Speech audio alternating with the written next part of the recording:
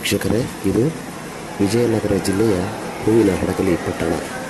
ಹೂವಿನ ಪೊಡಂಗಿಲೆ ಎಂದು ಅಂದಿನ ಕಾಲದಲ್ಲಿ ಹೆಸರಾದಂತಹ ನಗರ ಇಂದು ಹೂವಿನ ಹಡಗಲಿಯಾಗಿದೆ. ಇದು ವಿಜಯನಗರ ಸಾಮ್ರಾಜ್ಯ ಮತ್ತು ಚಿತ್ರದುರ್ಗ ಹರಪನಹಳ್ಳಿಯ ಪಾಳೆಗಾರರಿಗೆ ಘಮಘಮಿಸುವ ಮಲ್ಲಿಗೆ ಹೂಗಳನ್ನು ಸರಬರಾಜು ಮಾಡುತ್ತಿತ್ತು. ಇಂದಿಗೂ ಇದು ಮಲ್ಲಿಗೆಯ ನಾಡೆಂದೇ ಪ್ರಸಿದ್ಧ. ನೋಡಿ, ಹೂವಿನ ಹಡಗಲಿಯ ಪ್ರಮುಖ ರಸ್ತೆಗಳು.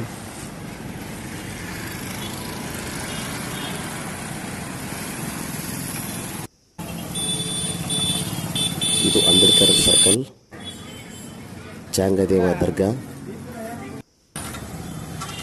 ಶಾಸ್ತ್ರಿ ಸರ್ಕಲ್, ಪುರಸಭೆ ಕಾರ್ಯಾಲಯ ಹೂವಿನ ಹಡಗಲಿ.